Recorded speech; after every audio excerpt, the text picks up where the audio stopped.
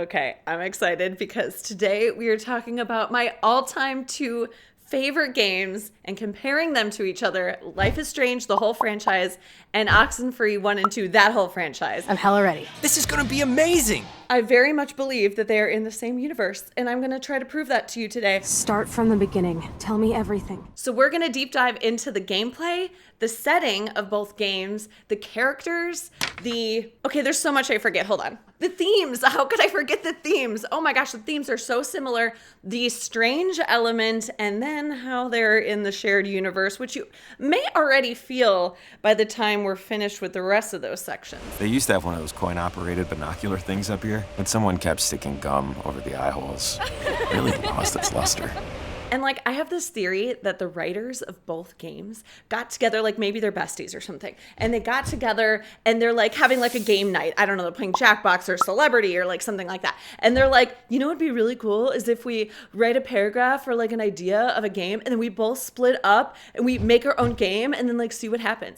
I think that's what happened. And I think you'll agree by the time you hear the similarities between both games. Okay, I see you're a geek now with a great imagination. And it would really help if you could just jump to the believing us part. So some of these might be spoilers to you. If you prefer to play games with a complete blank slate, don't watch this video. Click on the like watch later, okay? Save it for later. Play the game first and then come back. I'm not going to be giving away like crucial details though, so you don't have to worry about that. Don't worry about that. Okay, let's start with the simplest one, the gameplay. But this isn't a video game. This is real, it's real. All Life is Strange games and all Oxenfree games are really captivating, narrative-driven, story-based games. They have dialogue systems and are focused on choices and consequences, my favorite. You just need to choose. There has to be consequences. And this means all of the games in both franchises have different endings that you can get. And the ending, absolutely transformative. People always focus on the endings of both of these series, but it's also about your experience throughout the game. Choices you make completely change other things that happened right in the middle of the game. It's not always about the ending. And that's really clear in Oxenfree and in Life is Strange. You don't have control over all this stuff. Oh, yes, you do. You're shaping the world of these characters. This is a consequence of your actions. Another crucial element to both of these series is the music. So Life is Strange has really iconic music from both mainstream and independent creators, and these songs get stuck in your head. You have playlists. People have created hang out with Max and listen to music videos on YouTube because you just want to be with this music all the time. Same for Oxenfree. In Oxenfree 1, so many iconic tracks play. People have created the same thing. Listen to these playlists and hang out and do homework type of videos, right? It's such good music. In Oxenfree 2, it's a little bit more atmospheric and less, song. But what's really cool about this is it's dynamic. As you're changing at different parts in the scene, the music will change based on your choices. So it's based on where you are and what's happening? I love that. And the art style in both games is really, really special too. Oxenfree features hand-painted designs, and in Life is Strange, there's a lot of this hand-painted look as well that seems to have fallen off in later Life is Strange games as technology changed. But the art style overall really encapsulates this feeling that you get. Oh, wow. Next up is the location. And you cannot get more similar than this. Let's see if we find anything flashworthy. Got it. Life is Strange 1 and Life is Strange Before the Storm are set in Arcadia Bay, Oregon, a small coastal town just on the landscape of this beautiful small town. Now, Life is Strange 2 travels. You travel to all sorts of places, but you do pass by Arcadia Bay. Oregon is like the edge of the world. Oxenfree 1 and 2 are set in basically the same kind of place. A coastal town in Oregon called Camina. Edwards Island is next to Camina. That's where Oxenfree 1 takes place, and Oxenfree 2 takes place in Camina, Oregon. So just right off the bat, you're getting the same vibe, this small town kind of feel and connection, ocean landscape with mountains in the distance or right up in your face. And Life is Strange True Colors is set in a small fictional mountain town in Colorado called Haven Springs, but it's still that small town, quaint vibe. In both Oxenfree 1 and 2, you're climbing and scaling mountains. Who knows? Maybe Ryan taught everyone how to do the rope climbing thingy. Remember how I taught you how to anchor a belay? See, just slide the rope through and hook. I don't remember what it's called. I'm not that outdoorsy. Can't even say outdoorsy. Oh, I just did. And there's mines. This was a mining island. What you're searching for is down below. And I don't want to give away any spoilers here, but like, you got to go down the mines or fall down them, or you go down them in general. And in OxenFree 2, it's not a mine, but it's got a similar vibe. Let me just say that without giving away too much. And lighthouses. The lighthouse looks so mysterious. And not only lighthouses, but lighthouses in the middle of a storm. Lighthouses in the middle of a storm. There's the lighthouse. I'll be safe if I can make it there. What? There's no way this is just a coincidence, right? I'm telling you, what did that paragraph say? It was like one paragraph they wrote and they're like, go. And they split up and now they made these two games, like for real. But we're not even into like the good stuff yet. Like, hold on. So we're going to get to the characters next. Hell yeah, let's rock and roll. Yay! Awesomeness! I don't know why I said that. We're going to start out with an obvious one. Alex from OxenFree 1 and Alex from Life is Strange True Colors. Yeah, maybe it's a popular name, okay? But they're two protagonists that you play with that both have the name Alex. Okay, that's not just it. Let me compare the two a little bit more. Alex from Life is Strange True Colors. Now, this, I guess, could be a spoiler, but it's in the game description, so I'm going to assume it's not. In the beginning of the game, you have your brother Gabe. A lot of the game is revolved around his death. And while it's absolutely not her fault, there is sort of this like feeling of it. If I didn't come, would it have happened? And all this kind of stuff, right? And a lot of people that play the game feel like choices that you made earlier could reverse his death. Now, I'm sorry, but you can't. And it's really sad because we love Gabe, but you can't reverse his death.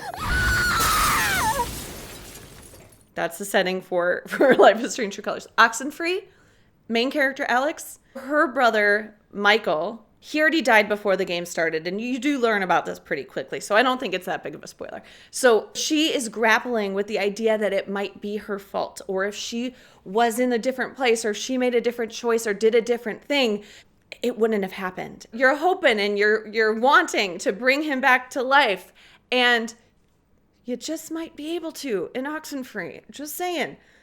It's a possibility. Let's also not forget that Alex from Oxenfree has blue hair. And who else has blue hair? Booyah! Chloe, Life is Strange 1. And that might not sound like a very similar kind of thing, but let's think about Chloe for a second, shall we? Dealing with the death of her father and the feelings of the weight of a child or teenager dealing with this stuff is so huge. It's so huge. The idea that they both have new step-parents, their stepfathers are moving in with them all of a sudden, out of nowhere. My mom married his dad, so family law and all. They just have to like deal with the fact that their parents have just moved on. I felt abandoned. So what does Chloe do? She dyes her hair blue. What does Alex do? She dyes her hair blue. What? Yeah, I'm serious. It's the same. Let's continue this theme of the dead people.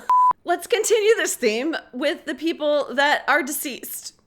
That's a little bit better. Okay, Gabe from Life is Strange True Colors and Michael from Oxenfree are incredibly lovable, charismatic people. You just gotta let the beef flow through you. And Life is Strange 2, Esteban, everybody wants him to be their dad. Don't you think your papito deserves a hug? That feeling again that you want to bring them back. And William, Max did bring him back. She fixed it and it ruined everything. I'm so sorry. And yes. Okay, you can say that that is like a normal theme, losing someone that was really fantastic, and then the stories and the struggles that they deal with because of that. Like, okay, but let's go a little bit deeper, okay? Michael and Gabe, they both died in a tragic accident, but also both of them were gonna get a ticket, and instead the cop bought them a beer. The cop's just straight buying him a beer? He bought them both a beer? Instead of a ticket, I ended up buying him a beer. Is this the same cop? Are they in the same universe? Here's my theory. I think Pike from Life is Strange True Colors used to live, in Kamina. And, he like gave, bought Michael a beer and, instead of the ticket, and then he got fired. I think he got fired and then he moved to Haven Springs, Colorado, and like doesn't want to mess things up. So that's why he's kind of like working for the man there. Then he couldn't help himself because Gabe is Gabe. He couldn't help himself, and he bought him a beer too. And then he was so afraid he was going to lose his job again that he just did whatever they wanted. I think that's what happened. I think this is the hidden theme here. But let's not forget Riley. Riley from Life is Strange True Colors. Hey there. And Riley from OxenFree II. Hi, I'm Riley. Not as popular of a name. Interesting. Both female, both have reddish hair. Neither one have bangs. Okay, not that big of a deal, right? What about their backstories? Huh? Riley from Life is Strange True Colors lives with her grandma. Because why? I never really knew my mom. That's right, Riley. Thanks for reminding us. You and Eleanor seem close. She's taken care of me ever since I was little. Because her mom left when she was little. Now, I'm not making light of this situation. That's horrible. I'm so grateful Eleanor was in your life, Riley. But I'm kind of saying it like this. Because Riley from OxenFree II, what? She left. What was that, Riley from OxenFree II? My mom left when I was a baby. Her mom left when she was little. Her soul just has too many cracks. You see, it just can't hold anything for very long. What? Yeah, I'm not even joking. Is this Riley from True Colors grown up? No, it can't be, because Riley from OxenFree lived with her dad, and then like the grandma wasn't mentioned. But, well, no, that wouldn't make sense either. Okay, not the same person, but that doesn't matter. They're so similar. This is unbelievable. I know it's a lot to take in. There are so many parallels between these characters and the side characters and the secondary characters and the main character. Paragraph, people, paragraph. Is this new merch, Game Night Theory? That sounds like a horrible t-shirt. That's a horrible t-shirt idea. I'm not going to do that. Now let's get serious. Now, I've been serious this whole time. You may not think I've been serious, but I really am, because I really think this is amazing. But we're getting serious because we're going to talk about the themes of both of these franchises. And the themes, let's be honest, are kind of heavy. It's hard to be energetic about these themes. Well, some of them we can be, not all of them. Okay, like this one: loyalty, friendship, and trust. All of the choices that you make shape who you are as a character, and it affects all of your relationships. No way distance can tear us apart. There's this common theme of loyalty, friendship, trust, bonding, what that historic, relationship means. Sean and Daniel, the loyalty there, oh my God, You're my brother, and that's all that counts. I'm like tearing up. Like, for real. And that shows up in many other places throughout the series. Max and Chloe, lifetime friends. Max and Chloe, best friends forever. Max wasn't supportive to Chloe, but came back and then sort of like pledged loyalty. Max? Chloe? In Oxenfree, you have sort of a similar dynamic between Alex and Ren. These are childhood friends. You don't see a man's toddler penis and not become best friends after that. There's these battles of who do you want to hang out with more? Oh, you're gonna be with Jonas now? You'd rather hang out with him? Him? And there's kind of like this fighting. I want to be like needed. Just fine. Whatever. Have fun, you two. Just like Chloe does with Max and Kate. Don't even answer. You don't call me once in 5 years and now you're all over some biatch you see every day at school? And like, oh, you're gonna answer that phone call? Please, don't let your best friend get in the way. You okay? Now my mom's yelling at me because you did that. If you'd rather chill with Kate, please, go ahead. There's a lot of choices and consequences related to friendships. It's like this test of what true unconditional friendship is like. Another big theme between all of these games is finding yourself, finding your purpose, coming into your own. With Oxenfree 1 and Life is Strange 1 and Before the Storm as well, these are all high school aged. There's a lot of angst and there's a lot of figuring out what you want to do with yourself and figuring out who you are and how to behave in certain situations, what feels good to you, what doesn't. Life is Strange 2, the test of what you do, what's important to you as a human, as like coming into your own, to yourself as Sean, and choosing between, well, what's important? Can I be myself? Can I find who I am and align with what my needs are? Or do I sacrifice that for somebody that needs me? I just want to try out new stuff. Figure out what I like. what I want. It's like evolution. And then you go back to Life is Strange 1, where you have so much uncertainty with Max and not knowing what you want to do and being self-conscious about showing up and showing, who you are. Just relax. Stop torturing yourself. You have a gift. In OxenFree 2, I think the character of Jacob is very similar to Max. Yeah, that makes sense. Except that he's older. He knew he needed to climb it. He knew he could climb it. But the doubt, such towers of doubt, if he actually would. It's a more evolved version if Max didn't figure it out of what would happen with her. Just don't want my life to be defined by inertia. He feels like he hasn't done much in his life, and he's comparing himself to his older brother, which is so great because his brother's a twin, but he still refers to him as a brother. So it shows you like how much he compares himself to others. He has a family now. His wife sends cards. This is also similar to Alex, comparing herself to her older brother. And wow, he's done so much now with his life. What have I done? You've got a home, a job, a girlfriend. Got it all figured out. And I don't. And in OxenFree 1, Alex, the main character, is sort of in this like kind of place in her life, dealing with the death of her brother, trying to like get through school and not pay attention to the pain. Wait, she ditched a test? Why'd you do that? I just hate number 2 pencils, man.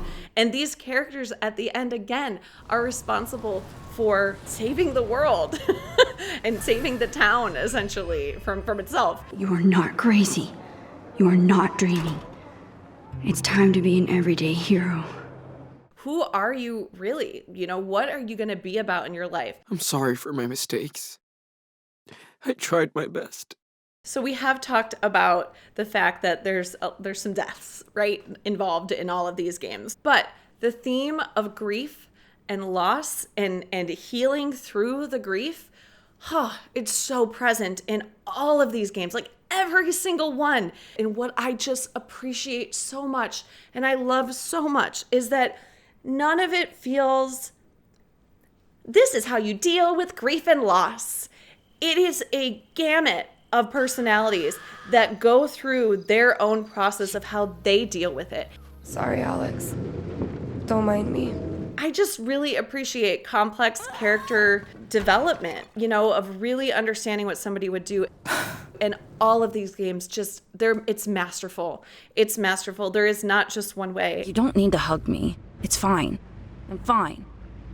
Yeah, okay. I think with this, the theme of feel your feelings, which is my favorite, is very present as well. And that shows up a lot in OxenFree 2, depending on your choices. And you can kind of see how the main character, Riley, how her dad dealt with that. His electricity is a lot like you, right, Brad? It's always mad. Just focus on the penny and just let it go. And then how she might deal with that if she, had the choices to make on her own in the future too. Getting mad is a gift. You'll be amazed at what it can do for you. It isn't the same for everyone. And I love that. I love that. I thought you might like it. I wouldn't say this is really a theme, but it's present, of bullying and empathy. I think I can calm him down, but does he deserve it? What I really, really appreciate so much, you see the other side of people's perspectives. It isn't just like, I'm a bully. I don't like this. Who gives a crap what you like? And I'm gonna bully you. It's her parents. Shut up, don't talk to them about it. In Life is Strange, we have Victoria, the classic bully. Good thing my faithful minions took their sweet time bringing me a towel. And in OxenFree, we have Clarissa, the classic bully. Oh, well, look at this. The super twins decided to grace me with their presence. But the truth is that both of them, they're that way for a reason, and they have deep core feelings. They're humans. They're not just doing this for no reason, right? Hard to believe, but I don't always make the best choices. And you get to really connect and learn about them if you choose to. I kept thinking, did I cause this? Did I? I'm sorry. I know I did this. I caused all of this, but this isn't what you think.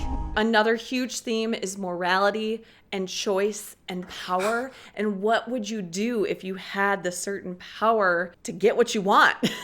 Hello, what have we here? Are you going to make the moral choice Even if it's something that's been holding you back and hurting you for so long, are you going to find some sort of a compromise? Like, what's the right thing? Good news is we are safe now from the ghostly effects, but the bad news is I kind of sort of gave them Clarissa for the trouble. Wait, what? And especially because it's cascaded against this idea that you as a gamer are making these choices. So it's not these characters, decisions. It's your decisions. What would you do? What would you do in this situation? Oh, it just grabs you in, But a real major theme here is mental health and understanding your desire to live your best life. We'll say that. So there are a lot of different elements peppered out in all of these games. Please, you don't have to do this. Max, I'm in a nightmare and I can't wake up. I am tearing up now, so I'm not going to talk about it much. Positive attitude. Positive attitude. In Life is Strange, it's a little bit more in your face. I will say that. In OxenFree, it's peppered in. Have you ever stared into nothing and moved with it and felt a part in it? It's worse than when we were wilting into atoms. Yes, I have, actually. You may or may not pick up on these things, or you may or may not pick dialogue choices that lend itself to learning more about these things, but they're in there and they are real. Sleepy time, gal. Is this the home you're trying to get back to? What is there to escape to? And again, in both cases, I think it's just done so beautifully how everybody handles this stuff different. And everybody needs something different. And there's not just a one-stop shop. Let's dance. That just says, if somebody's feeling this way, do this. There isn't. It's kind of crazy that you knew exactly what would cheer me up. Okay, let's change the mood a little bit because that was a little, getting heavy. We gotta get back to the excitement and the big eyes, okay? So we're gonna talk about this strain. Yeah, let's finish strong now. No half-acidness at the end. Life is Strange 1. I don't think this is a spoiler, but Max, the main character, discovers that she can work with time in many different ways. She can rewind it, she can go forward, she can go back, she can do all sorts of interesting things. Wait, can she go forward? Am I like, wow. October 11th? That's only 4 days away. Let's start over. Max, my cat just went nuts. I was gonna say go forward again. No! Max can. I have a way with time. And there's also this looping thing that happens where she's waking up in the same place. Whoa. OxenFree. Okay, I'm not going to give away too much, but spoiler. Just don't listen to this. Fast forward like 30 seconds. Okay. Hello, looping time. That's like the theme of the whole game. Okay, so you're stuck in a time loop. Is this another? How did I get here? And where is here? Come in, Riley. Again? I'm back in class. What the hell? This does not seem coincidental to me. You also have the ability through the sort of mechanical devices to work with time, to fix time loops, to adjust them. In OxenFree II, this expands even more where you're able to kind of open up a time tear and go into different time periods, okay? The organ's intact, skin attached. I'll take it. We have traveled through time. And when you're in these different time periods, look at the graphics. It feels like reality is breaking apart. This is what I'm saying. They're messing with the same time and space continuum. Well, of course it's the same because it's a time and space continuum, but you know what I'm saying? But it's also what happens when the time shifts. Weather phenomenon, okay? Holy shit. Oregon only gets a tornado 5 tornadoes every 20 years. That's right. Tornadoes don't really happen in Oregon. Yeah, but when they come, watch out. This is a bizarre situation. I think that the storm started, everything started when I found out I could rewind time. Did Max start all of this? There's something electromagnetic that's building in intensity. I could actually feel the electricity in the air. Is she responsible for the sunken in OxenFree? It can affect the past and the future. Take that for what it is and analyze it if you will. This seems like pure cause and effect. Maybe chaos theory. Now we also have telekinesis, which we talked about with Sean and Daniel from Life is Strange 2, and how things can kind of shift around in both games, right? Visually. And there's also a creepy church cult in both games. Don't believe his lies. Don't listen to their bullcrap. You have your knife, right? What are you waiting for? Shut him up. Come on. Now. What? Doesn't this look familiar? And although this isn't paranormal strange type of thing, this is absolute proof that these two franchises are in the same universe. OxenFree is very radio dependent. You do a lot of radio signal stuff in there. In Life is Strange 2, if you turn to a certain radio station, you can hear the characters from OxenFree talking. Alex? Jonas? Hey, Alex? Guys, do you copy? Come on, pick up. Please. That is proof. It's total proof. I'm sorry. Lighthouse, random tornadoes, storms, Pacific Northwest, the characters, actual, discussion on a radio in both games. Like, what? It's obvious. All the Alex in 3. So in summary, my cat just seriously lay down right behind there. He wants to be a part of this. 1, I think I need another fake intervention. 2, Life is Strange and Oxenfree are absolutely in the same universe.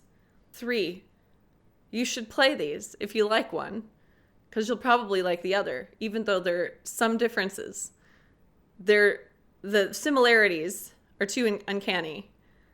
4, there was absolutely a game night and an intro paragraph, and they absolutely split up and created 2 different game universes that are also in the same universe. This is where my life is led. I'm not on any socials, but I am on Patreon, so check me out there, link in the description, and there you'll find a link to our Discord. Let me know your theories and if I missed anything, because it's impossible to get all of this. There's so many similarities, so let me know in the comments of anything else that I missed or that you found connections about. I would love to hear it, okay? I'm so excited.